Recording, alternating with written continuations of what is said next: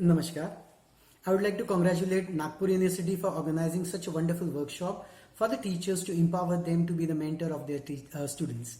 A special thank to the Department of Psychology for giving me this opportunity to interact with the participants on the topic of health and well-being. Now you may wonder why this topic of health and well-being is introduced as a part of this workshop. The reason being is that the health of the country is dependent upon the health of its citizens, and we all are aware that our health is threatened by the COVID-19 virus. This virus has infected around 1.75 crores of people across the globe, out of which 16 lakhs are Indian and 4 lakhs belongs to Maharashtra. It has killed 6.5 lakh people in different parts of the countries, different parts of the world, and out of which 35,000 are Indian and 15,000 belongs to Maharashtra again. This pandemic is continuously keep increasing our psychological distress. The reason being that it's completely unpredictable. We are not sure that whether we are going to get infected with this virus or not, or if we get infected, what are the chances that we can survive? Because this virus get transmitted from person to person, human to human transmission is much higher, and it is life-threatening, means it can really take the lives. Particularly, the stress increase because of its uncertain nature. There is no clear-cut end point for this pandemic. Even the government, WHO, is unable to tell us when exactly this pandemic is going to end. Rather, they are advising that we need to learn to live along with this virus. So it's clear indication that it's not going to end. So when the threat is there, we know that the health is impaired, and the impaired health is associated with, poor academic performance. So we cannot expect a person who's under stress or ill or sick to perform better in the academics. Now, why do we need to study the health amongst the college students now? Because this is the age which is very important, because we consider this age as a window of vulnerability. Means this is a period when we acquire a lot of health related habits. Some of them are good, some of them are not. For an example, we may learn to attend the gyms on a regular basis. We can start practicing yoga and meditation on a daily basis. But this is the same period where we can engage ourselves into health impairing habits as well, like smoking, drinking, eating junk foods, not doing any exercises or remaining inactive. Are these some health related behavior which we learn during this period only, and that puts our life at the risk. Along with that, we also need to emphasize some psychological aspect as well. Psychologists have found that many of the psychiatric disorders have their onset in this age group only. Means people are more likely to get diagnosis, the first onset of mood disorders like depression, mania, anxiety related disorders like social anxiety, panic attack, or obsessive compulsive disorder, which popularly known as OCD, where the people have a compulsion to do repeated things repetitively, or they have repetitive thoughts that are so distressing, intrusive in nature, and that cause a lot of distress in them, have their onset in this age. Along with this, delinquent behavior is quite common among in this group, student of this age group. People also get addicted to various drugs. The beginning of this starts in this age group. The record of National Crime Record Bureaus suggests that there are higher risk of the suicide among the college students. There are there are one student is committing suicide every 6 hours, that due to the two reasons. One, either due to the failure in the academics or due to the fear of failure in the academics. So the risk is also, there is also a risk to the psychological health as well among this age group of students. Thus, we need to really study the health of the college students if we really want to improve their academic performance as well. But now, why do we really want to promote the health among the college students? For the two reasons. Whatever the habits that we acquire in a college student, in a college age or in adolescence, will predict our health as an adult after 45 years.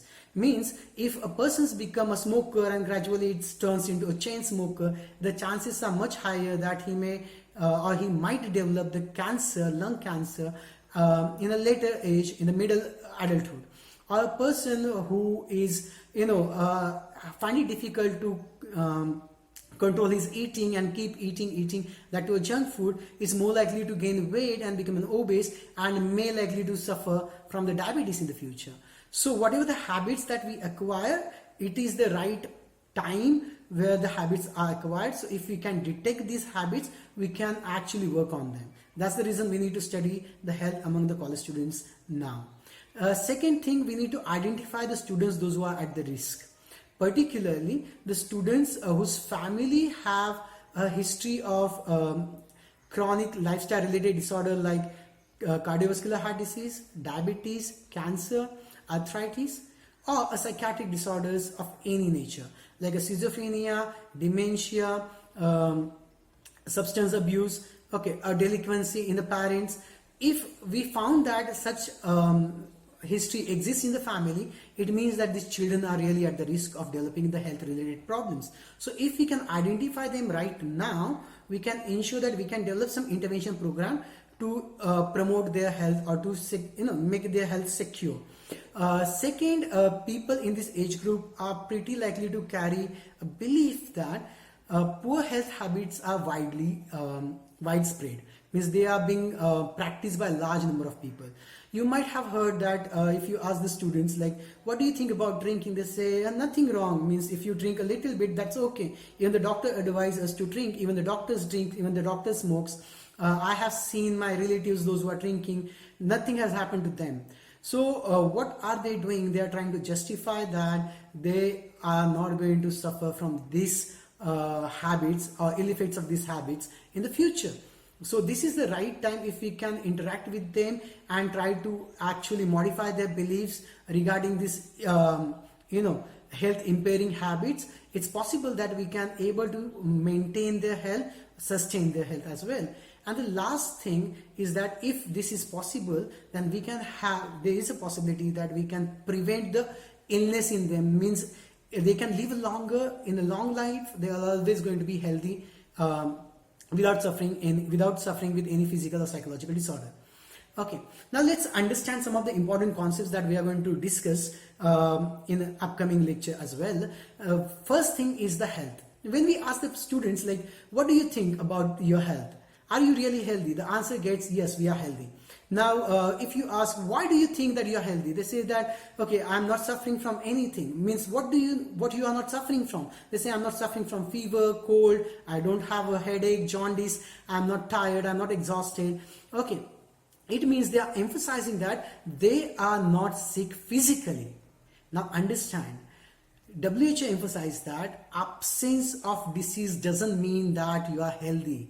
The real definition of the health is so broad that it encompasses the physical, mental and social well-being. When we say that we are physically healthy, means not having symptom is not a criteria for health.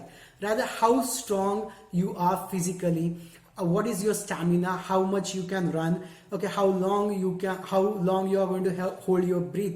Your breathing is also an indicator of physical health.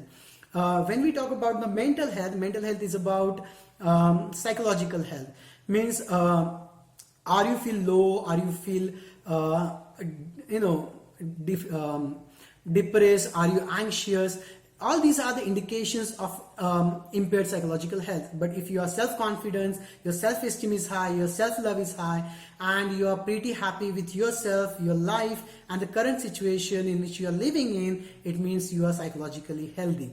When your cognitive functioning are functioning at an optimum level, this is again another sign of your cognitive health, psychological health. Social health or social well-being means how good relations we maintain with the others. Are we really are we really skilled in initiating the relationships, maintaining the relationships, or are we going to live our life in isolations? See, understand, when the people don't live their life along with the other, and rather they live isolated life, they do not get a social support, appreciation, and that puts them at the risk of developing a psychological problems. So physical, mental and social well-being, all the three important criteria for defining the health are there. Now let's talk about health behavior then, because health doesn't occur abruptly, right? Whatever we do is actually affects our health. So all our activity which we do and has an impact on the health are considered to be health behavior. There are the two types of health behavior: health enhancing behavior and health compromising behavior. However, the behavior, when it's being repeated regularly, it's become automatic, and it started performing without our conscious efforts. Like a person who smokes, he really recognized that when he took the cigarettes out of the box, when he started smoking it happens to them so automatically, unknowingly, that it's very difficult to detect. So what happens here, that the behavior is now taken a shape of habits. They become automatic and habitual. Now, psychologists have identified 7 different types of good health habits, which includes like sleeping for 7 to 8 hours every day, not consuming the alcohol, not smoking the cigarettes, okay, having the breakfast every day in the morning, not eating between the meals, not gaining the weight more than the 10% of your expected body weight, and doing the exercises regularly. There is a study done in California by Belloc and Breslow in 1972. Though the study is old, but the findings are very significant. They have studied more than 7,000 residents from California, where they asked them to report about how many health habits that you are engaged in out of these 7. Okay, what was your activity level when you engage in this activity, and did you experience any disability? Disability means inability to perform a day-to-day activity like going for a walk, taking a bath, wearing a clothes. Okay, and what they found is that more the people engage themselves into these good health related habits, less likely to get ill, means the chances of being suffering from the physical and psychological illnesses reduces. And similarly, there is also a reduction in the disability as well. Means you are functioning at an optimum level when you are engaging yourself into good health habits. One important findings that they have noted, like people, those who continuously do all these 7 health habits compared to do only 3, have a less mortality rate. Means more you engage into these good health habits, and for a longer duration, your lifespan will increase. Your longevity will be there. Okay, so ultimately, engaging ourselves in good health habits should be the agenda for us. And as a teacher, we should engage our students into such habits. Okay, so in this lecture, we have discussed about what is health, why do we need to study health in college students, and what are the good health habits and how these good health habits are related to the illness and longevity. In the next part, we'll talk about the health promoting behavior and health compromising behavior. Thank you very much.